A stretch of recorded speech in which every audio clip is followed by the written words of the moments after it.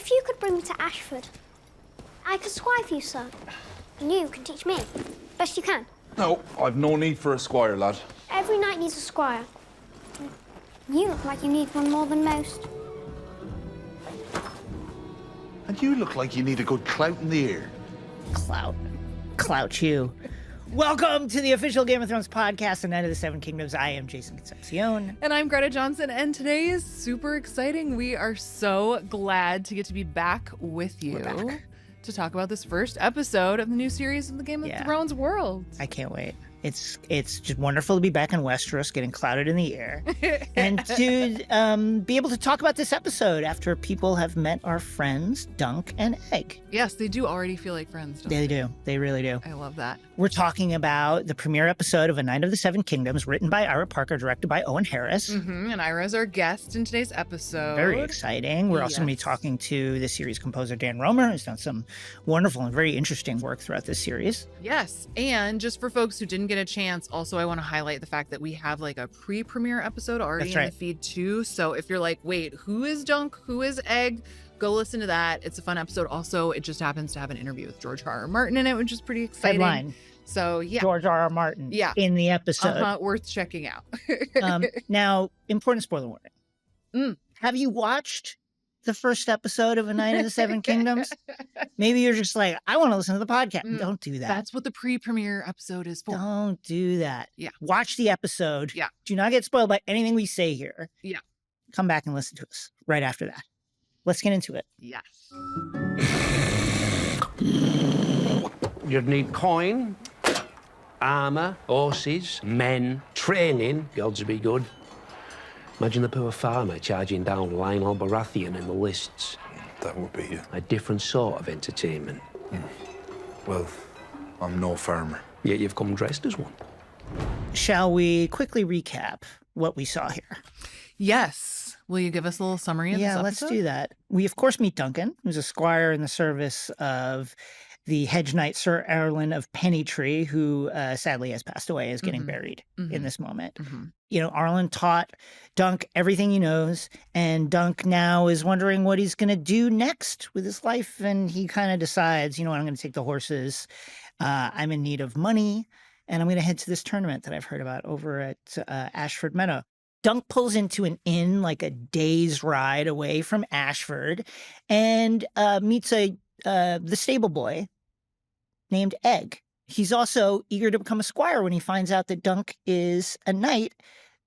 Dunk weirdly takes offense at this kid pitching himself as a squire to him, which I found to be strange. You're struggling with 3 horses. You clearly need help on the road. Why are you turning up your nose at this? Yeah. You seem to be struggling with all this gear. Why wouldn't you need a squire? I get that he would be like mildly offended by someone seeing that he clearly needs help. Yeah. You know? So he rides off towards Ashford alone. He has trouble registering for the tourney because, of course, he has 1, no money, and 2, nobody knows who he is. Kind of a problem. Yep. So he goes off looking for a particular knight who remembers him, Sir Manfred, but he can't seem to pin Sir Manfred down because Sir Manfred is indisposed. Having the time of his He's life. basically having the time of his life before the tourney.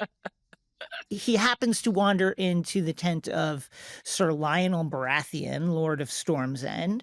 Sir Lionel takes a shine to Duncan. It's just like, you're huge. What's your deal? I'd love to talk to you about the fact that you're massive. Can we talk about it? They hit it off wonderfully. And, Dunk, at the end of this long night of carousing and dancing, is like, hey, I'm trying to enter the tournament. What should I do? And Lionel is like, I don't know. I'm drunk. I don't know. Dunk slinks back to his camp where who should be there cooking a food over a fire than the young stable boy Egg. What are you doing here? He says, taking care of your stuff, cooking you food, helping out just generally. What do you think? Like, take me on? Dunk, kind of against his better judgment, it seems, is like, okay, fine, I'll give you a try. And they fall asleep under the stars. Gorgeous. It's heartwarming. It is heartwarming. Your thoughts? Oh my gosh, I have so many thoughts. I mean, there are many details that, of course, we're going to dive into, but overall, I think what's really interesting about this show is that, I mean, clearly it's part of a world that's very familiar to many of us at this point, but it's also a pilot of a new show. And it, I think, really subverts a lot of expectations, especially around tone. I mean, yes, this is a show that's funny and is trying to be funny. So yeah, from your point of view, as a book fan, having read the novellas, what's it like seeing the novellas come to life? It's tremendously fun. I mean, like, Peter immediately embodies what I imagined from Dunk. Just Peter like Claffey. a Peter Claffey who plays Dunk, who's just like a big, naive, really nice, not dumb, but just kind of innocent guy. And I think that immediately comes through. Yeah. Well, and immediately you can see the chemistry between Peter Claffey and Dexter Soul Ansel, who plays Egg. And I mean, what a joy to watch them on screen together. It really is wonderful. Yeah. I love it. Well, should we dive in? Yeah, let's more talk about specifically? it. Okay, let's start with the show opening.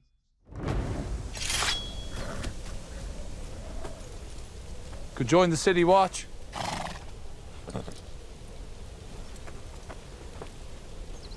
Stop raping, sir.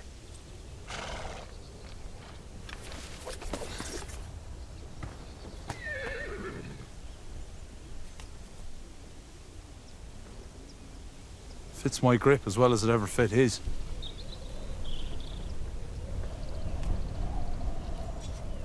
And there is a tourney at Ashford Meadow.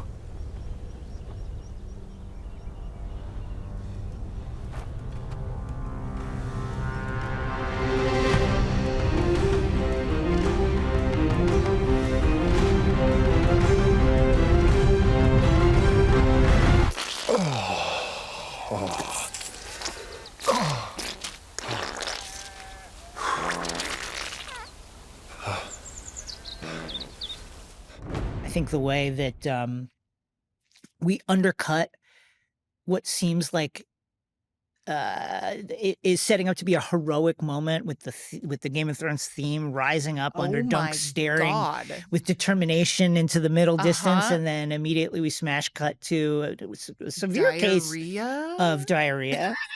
The bubble guts, as I think they say in World. Tells you, I think, everything you need to know in that moment, that this is going to be a different kind of lens through which to view Westeros. So the sound design is so there. It's interesting to find Dunk at this crossroads where the only thing kind of anchoring him to a certain lifestyle is gone, Sir Arlen. And now he's thinking, do I sell the horses? Do I go to, what do I do with my life? What did you think of his choice? I thought that, in retrospect, the City Watch sounded pretty good. Yeah, that is an interesting question. I mean, I think since he is at a crossroads, it's like he has to try something out. And so I think that's what we're seeing here. And I think seeing him talking to his horses is so deeply charming, and also really exemplifies how lonely this man is. The fact that these are the only creatures that he can have a conversation with about what's next, I think really speaks to, like, he's so deeply isolated in this world. Yeah, I mean, that must be a heartbreaking decision to have to come to right after he's buried his father figure, essentially. Right. Well, and I think, too, this speaks to how strong the pacing is in this show, because, I mean, first scene, he's burying his father figure. Second scene, he's literally so lonely that he's talking to horses about what to do next. Next scene, he meets Egg. Yeah. Shall we talk about young Egg? Let's listen to this clip of him and Dunk meeting at the inn. I'll be glad Thunder didn't kick you in that fool head of yours. He's a war horse, not a boy's pony. I could ride him as well as you.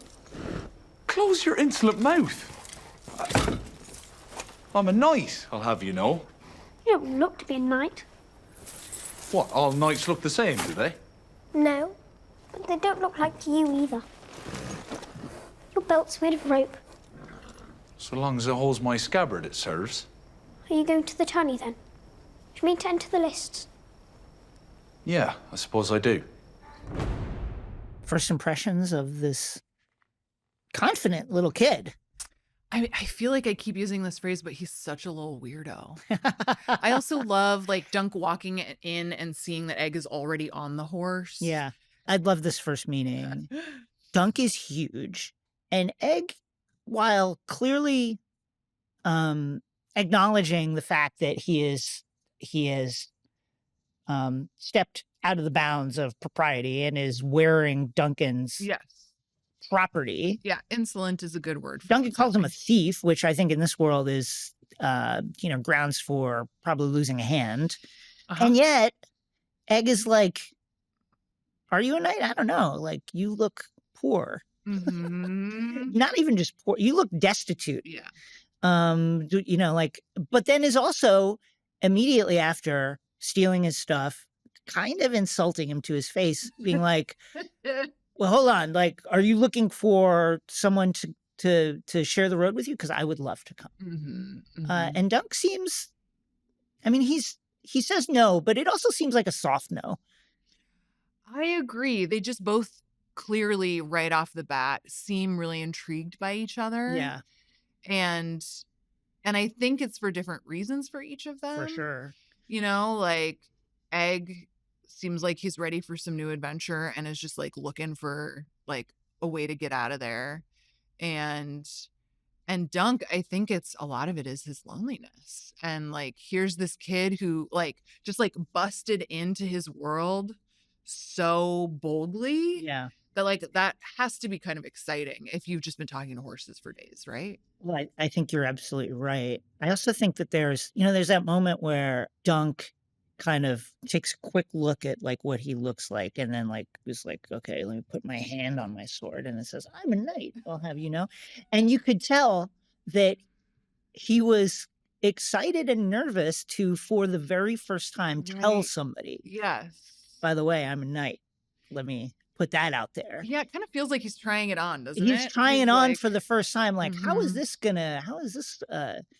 I hope this impresses this kid. And at the same time, Egg is clearly looking to cast off what appears to be a boring life as a stable boy immediately. So you've got two people who are like looking to turn the page in a certain way. Yes. Yeah, that's very true. I also just would love to shout out the fact that when Dunk is in the inn eating, he orders everything on the menu. I mean, he's a hungry guy. He's a hungry guy and probably dehydrated, as we've seen. Oh, God. I mean, that's just a fact. Yeah. Let's talk about Ashford. First of all, it looks great. It's beautiful. I love just the natural beauty in this show already is so gorgeous. The kind of dirtiness of it, the realness of it. Yes. The fogginess of it. We get to meet Plumber, played by Tom Von Lawler. And I think what's interesting, too, is kind of like how Plumber frames the tournament as this, ostensibly a name day tournament, but also as a way for Lord Ashford to kind of build his political reputation, like within the realm. This is a time where the Targaryens don't have dragons anymore. And I guess, for lack of a better word, soft power, politicking, getting to know folks is going to be more and more important. Yes. And this tournament is part of that, I think, for everyone. Right. There's definitely like a political angling happening behind the scenes. But I mean, partly what's so interesting about this show is that we're not in those rooms, which we normally would be with a Game of Thrones show. No, I like that too. It's definitely a new perspective. Right. In every scene up to this point. These are not the sort of folks that we would have spent a long time around unless they were like shoving a sword into someone's guts, sadly. So like first step, obviously, I got to check in. Yeah. Who can I find that knows, that can confirm my story? Right. That is one, Sir Arlen of Pennytree was a guy who existed and was a knight. And two, he knighted me. Right. So yes, that's how he ends up in Ashford Meadow trying to look for Sir Manfred. He's napping, sir. Waking for a stag. Oh, yeah. I don't have a stag. What kind of knight don't got a stag? It's a hedge knight, ain't it? What? It's like a knight, but sadder. No, I'm not It's got to sad. sleep in the hedges because no lord will have it. Oh, that is sad. And Sir Manfred's fucked its wife, too. No, I don't have a wife. Because we're used to husbands coming round. Likes fucking wives, that one. Near as much as he likes fucking us. Sweet Dunk's face. He's so uncomfortable. Well, anyway, just let Sir Manfred know I came by. It's like... This is Sir Manfred Dondarrion of House Dondarrion. Some may remember Beric Dondarrion from Game of Thrones. He was tasked with hunting down Sir Gregor the Mountain, and then later died and came back. That's right. Good Lord. That whole thing. That whole thing. Here's something we talked about in pre-production. Dunk. Some would label him a himbo, meaning a good-looking man with not a lot going on upstairs. Others would say, no, that's not correct. Yeah. Your thoughts on the burgeoning himbo debate in production? I think he just has a goal that he is trying to accomplish. And I think that maybe seems simple in this world because so many people are often not actually explicit about what it is they're trying to do. There's something to that, yeah. But I think he just knows what he wants and is really focused on that. And obviously is also naive. I mean, he's not comfortable. He doesn't seem super comfortable. I think that you're right. I think he's naive. Right? Like he's innocent. Certainly innocent in the ways of the world, Right. in the world of knightly manners, in the world of tournaments. And I think, you know, you're onto something with his mission. He wants to enter the tournament. That's it. Right. Hopefully do really well. Right. There's no ulterior motive. There's no other political thing. He's looking for Sir Manfred so he can get into the list. That's it. Right. Exactly. Yes. It's very straightforward. And I think that reads in this world as, you know, little simple. Yes. Yes. I think you're right. And sure, he's not like the most educated guy. We also get to meet at this point one of the stars for me of the show. Yes. Lord Lionel Baratheon, Lord of Storm's End. We are familiar, of course, with House Baratheon, one of the strongest allies to House Targaryen. Then, of course, later King Robert Baratheon would overthrow that particular dynasty. Very warlike, a kind of roaring figure. And Lord Lionel is a different sort of Baratheon, I would say. Let's watch the clip. You've come for my head, then? What? No. No. Then why the fuck are you in my tent?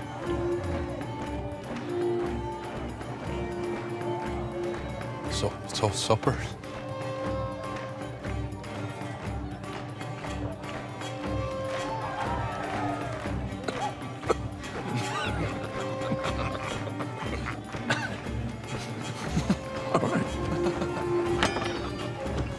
Actually makes sense. What a fun scene. It's amazing. It's delightful. I think Lord Lionel is actually kind of processing exactly what you said, which is Right. Yes. like, what's your deal? Like, Yeah. there's only one reason to be here, which is Yeah. you're looking to suck up to me somehow, or you're looking to overthrow me. So which is it? And it's none of those things. And it's at that point that Dunk suddenly becomes interesting to him. Yes, I completely agree. Well, and I think too, you get a sense in that, you know, when he's like, "What are you trying? Are you trying to overthrow me?" And Yeah. it's like, "Oh my God, no!" Yeah. Where he's completely mortified that anyone would even think that. But like, you know, a lot of people would have played that out. Yes. Internally before walking into a room like that, and just Dunk didn't think about has it. No idea. He just knows there's donuts in there. Right, exactly. And I love this dancing scene because it's more of that, of him trying to be like, are you like, let me try and really figure you out, this Mhm. wide-eyed look. Like nobody's really tried that before. Are you really this wide-eyed guy? And then by the end of it, we get, I don't know, is this the only bro out session in Game of Thrones history? You know, Tyrion has had a few bro outs. That's true. Yeah. Let me take that back. Yes. Always with ulterior motives, though. Yes. But this was, I absolutely love the post dancing. A bro out from the heart. Bro out from the heart. You want to try the crown on? You want to try the Oh antler my cut? gosh. Try it out. What'd you think of that scene? He has a smile that there's like a almost a nefarious glint to it, especially initially really where is. you're like, oh no, Yeah. like this might go very wrong. Yeah. And I think too, just like having watched a lot of Game of Thrones, Yes. like this could go very badly. Sure, it's a party. And then to end up like, oh, we're just all dancing. Like it's delightful. Let's move on to the ending of this episode, which is surprise Egg showing up at Dunk's camp. Let's listen to that clip. Well, Egg, by rights I should beat you bloody, send you on your way. But you look as though you don't eat much. And if you'll swear to do as you're told, I'll let you serve me for the tourney. After that, well, we'll see.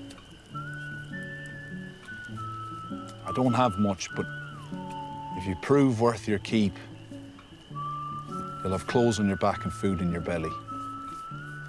The clothes might be rough spun and food, salt beef and salt fish, but you won't go hungry. I promise not to beat you, except when you deserve it. Yes, my lord. Sir,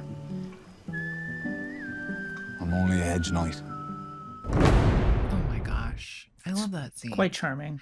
So why do you think Dunk comes around to Egg this time around? Because he caught food and is cooking it, and it's probably the best can smell food. the food. It's fresh food, not salt, whatever. that the stuff that very recently was causing Dunk to have the runs on the road. I think it's a pretty good deal for him, I think. And it's very clearly that Egg, listen, it takes not a little bit of determination and resourcefulness to find him. Yes. Yes. And show up with a cooking. I mean, for Dunk to show up and see the fish cooking and that Egg is there also. Pretty is like- strong pitch. Yeah. And, Ashford, okay, the general vicinity of Ashford, like Dunk is not camped at a place. Right. He's just Just out under a tree. somewhere, and Yeah. Egg managed to find him. So this is a kid who he showed up with food. He knows his way around. Yeah. He seems eager. Yeah. Why not? So do you think part of Dunk's calculus at this point is like, oh shit, this kid might actually be able to help me out a little bit? For sure. Yeah. For sure, right? And I think, listen, could have stole the horses, could have stole his stuff, could have made Yeah. off with everything and Totally. didn't. Yeah. And I also think, to your earlier point, Dunk's a lonely guy. Well, I think too, like, I wonder if Dunk also sees in Egg that Egg must be some level of desperate. Yeah. If he did track down this lowly hedge knight I think because he wants to help him out. I think that's right. I think he sees something of himself, of his own story in Egg, Mm-hmm. of his own relationship with Sir Arlen. Mm-hmm. And, I think there's clearly a connection and a need for both of them. I think, what do you think Egg's ambitions are? What does he want from this relationship? That's a good question. I'm not sure that that's super clear at this point. Mhm. Beyond, I mean, it seems to me that that Dunk is providing some sort of ticket for him, but I don't think we really know exactly what. Yeah, I agree. Now we have a real treat for everyone. We get to talk to showrunner and series creator Ira Parker about this episode. Let's listen to that now.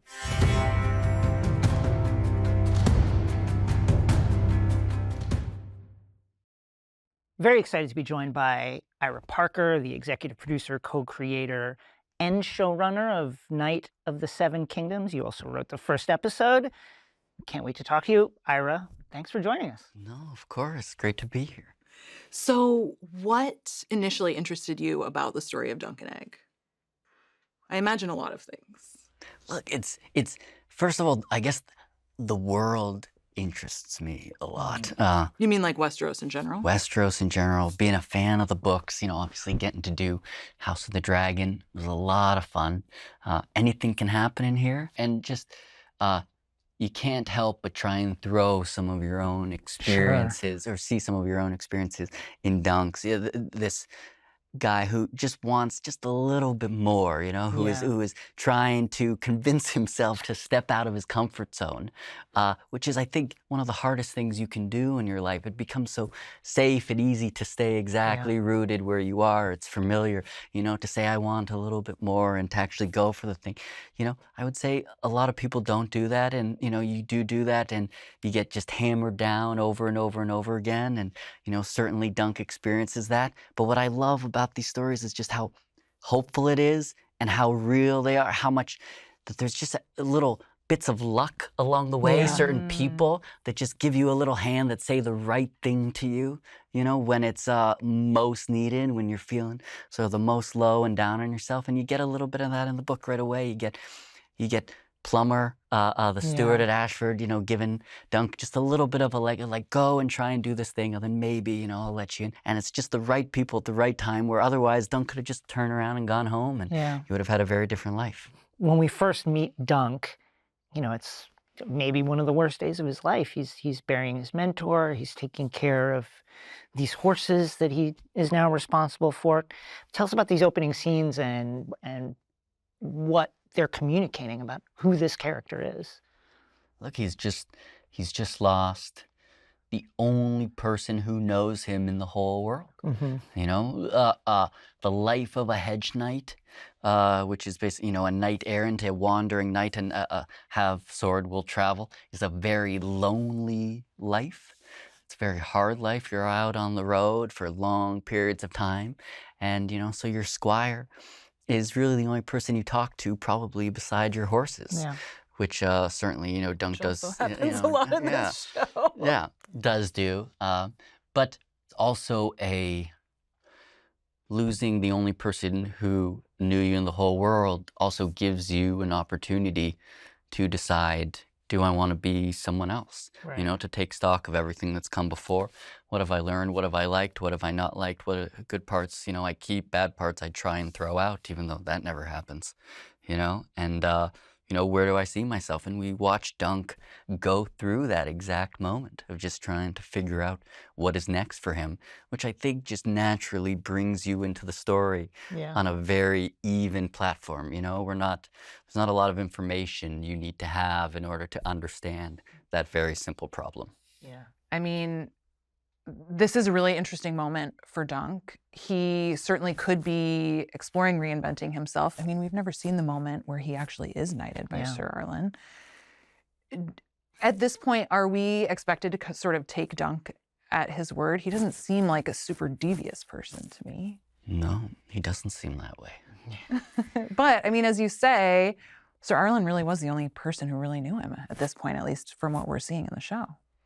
You know, I think hopefully the bigger question we ask from that is, what does it really matter? You know, what, if he was or he wasn't, is that what, you know, the official ceremony of saying, you know, I pass on this knighthood to someone else, a knight making another knight or a king making a knight, is that what makes a good knight? I think Dunk has had a very interesting set of experiences in his life, and obviously that has been corralled by Sir Arlen of Pennytree for a decade now, and it's not like it's an easy thing to do. It's not like anyone can just stand up and say, I'm a knight, here we go. You need things. You need horses, you need armor, you need to be able to fight. Because if you walk in and you say, I'm a knight, and someone says, great, go fight that guy, and you lose your head immediately, it's not going to be very helpful for you. And, you know, to go in and to joust like he's going to, even, you know, if he's knighted, if he's not knighted, that's still one of the toughest things. These guys are professional fighters. You know, this is a guy, you know, who plays some, you know, basketball with his friends after school, all of a sudden, you know, dropping in, you know, to a tryout, you know, for the Lakers. And it's a, oh yeah, right, that's why, you know, people don't do that very often, because they're all going to get, you know, speared by Lionel Baratheon. I mean, I think so much of what we're seeing, even in this first episode, is that idea that, like, what does it mean to be a knight? And, you know, Dunk had this vision of people living up to certain moral standards, and the more people he meets, the more he realizes that's not actually the case.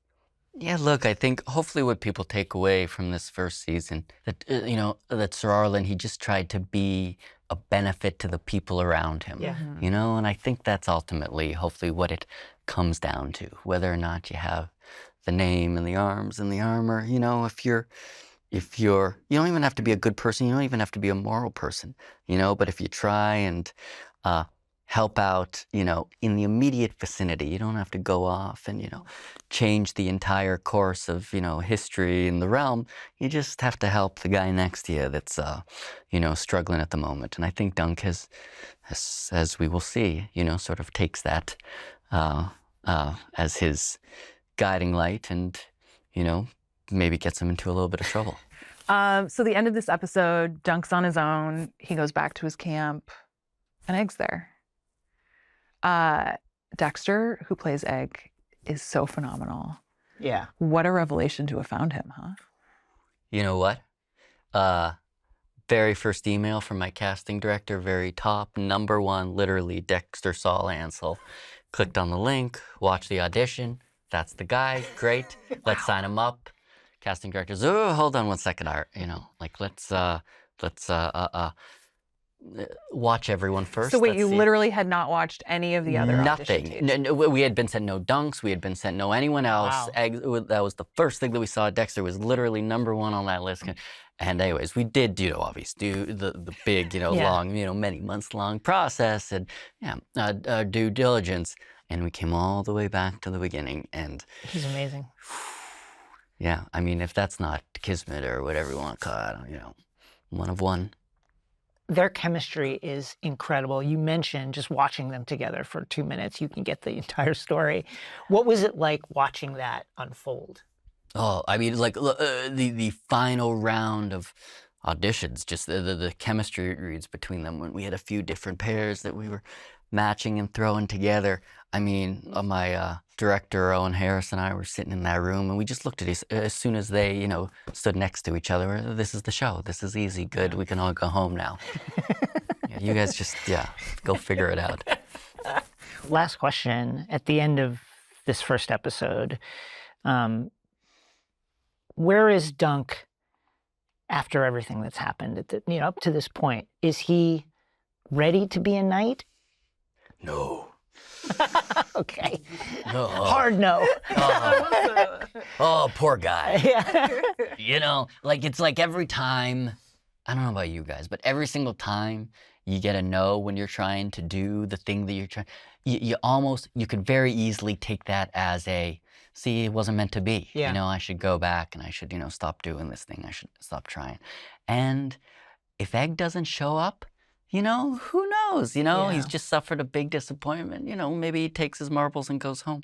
But again, it's one of those little, sort of brushes with people in your life that just push you a little bit forward. This kid came all the way from wherever he was and seeked Dunk out.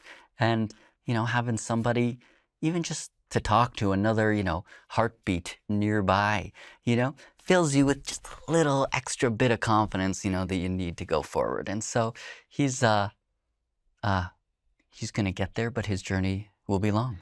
Yeah. Ira, thank you so much for talking with us. This is really thanks, a pleasure. guys. It was so great to talk to Ira. It was cool. It was. Such interesting insights about adaptation. And he's in such a unique place, I think, with this show compared to the other Game of Thrones stuff that's come out. Yeah, it's so much smaller scale, and his embrace of that. Yes. It's going to be really interesting to see, where this show goes. Mm-hmm. And I am very excited to say also that we're going to talk to him after the finale episode as well. So we'll get a full sense of the full season from him. spoiler interview with Ira Parker. Also today, we are having a conversation with Dan Romer, who did the music for this show. And I mean, already just in this first episode, you can tell it's so unique, so interesting. Yeah, so the I'm really music, excited for this. The music is such a standout. Let's listen to that interview.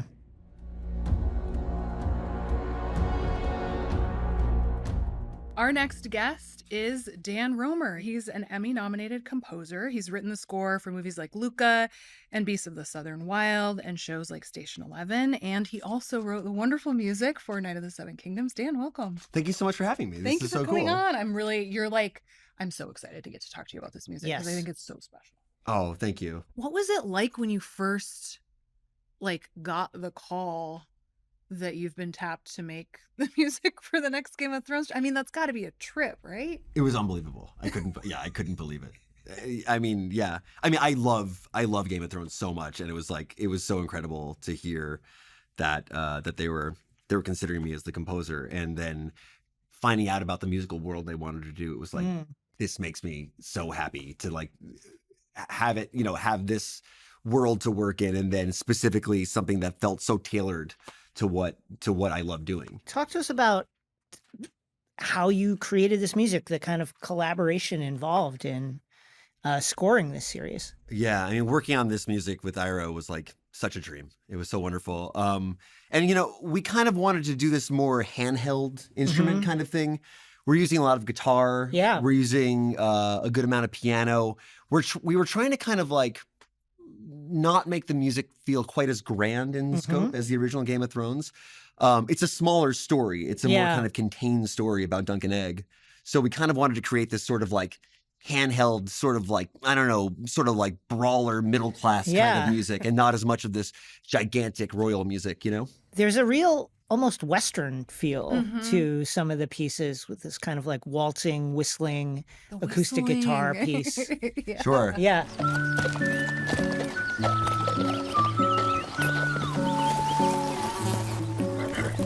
Yeah, that's just Greco whistling. He's an incredible composer, and he whistled on Luca.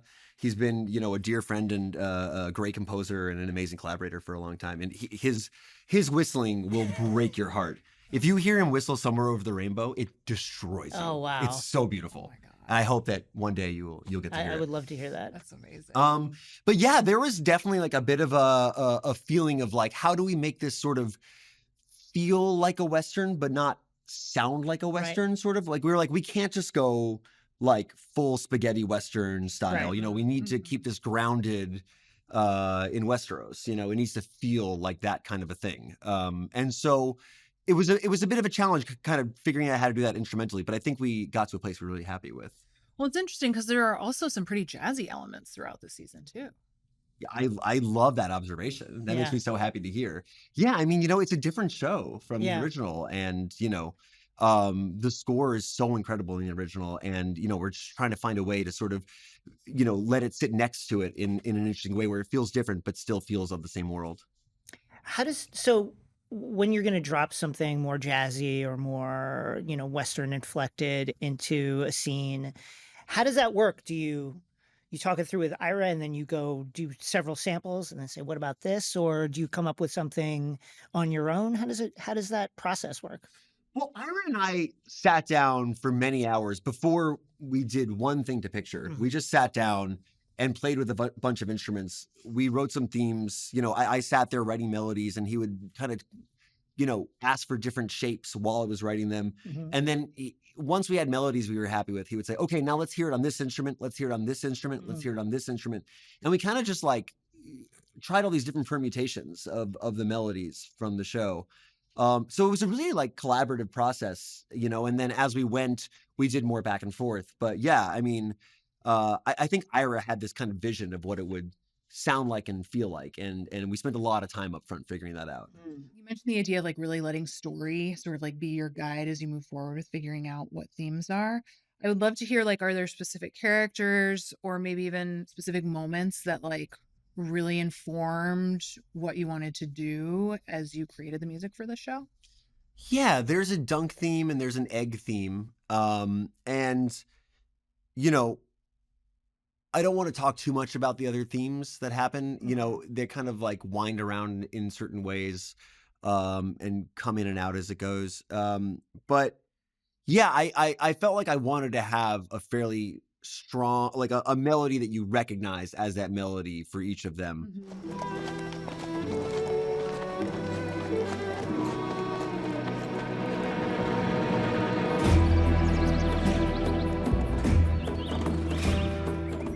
And character themes can often be tough in certain things, because especially with like TV, often you sort of just want a more general theme that's not like it only happens when this character is there, and it can totally work that way too. It can work so many different ways. I mean, if you watch Lost, like that score has, that score is incredible, and there's a lot of very specific character themes, and it works incredibly well. I wanted to create themes for both of them that could be played in a lot of different harmonies and still feel like the actual theme. So they felt kind of like malleable through the show.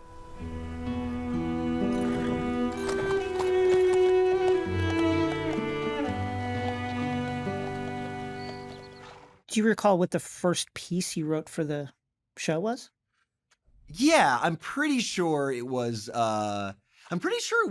ultimately linear. Like, I think I wrote the first 10 minutes of music first. Oh, wow. Wow. Yeah. That's really cool. Yeah. That's amazing.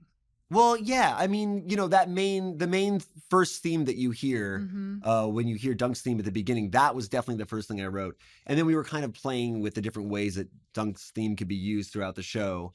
And the first big cue, we settled on it after trying a couple different things. That felt like once we put that piece there, we were like, okay, this is how the show's gonna work. I mean, I wanted most of the music to sort of feel like people could be making it, on the side of the road. Right. Yeah. Right. Yeah. It feels to me like a sitting around the fire kind of vibe too, where you are like, you're on the road and you're stopping for the night. And so like somebody takes out an instrument and starts playing it, Totally. I mean, my first film score, my first feature I ever did was Beasts of the Southern Wild. Yeah. And that was a co-score between me and Ben Zeitlin, the director.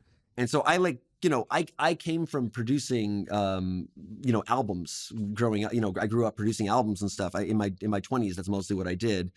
And so I didn't know how a composer is supposed to work. I kind of made it up on my own. I never worked for another composer. I was never in that world until I started doing it. Wow. So, I just sort of, whatever the process seems like it wants to be, right. And is what it is. And I'll talk with the showrunner or the director about how they want to do it. And we'll kind of find a way that we're happy working, but there's, so many different ways to work and they can all yield great results. Yeah, I was going to say that seems like one where there are probably pros and cons to any version of that. And so you just kind of work with what works. Yeah, no, totally. Yeah. Were you a trained musician or is this something like you just picked up?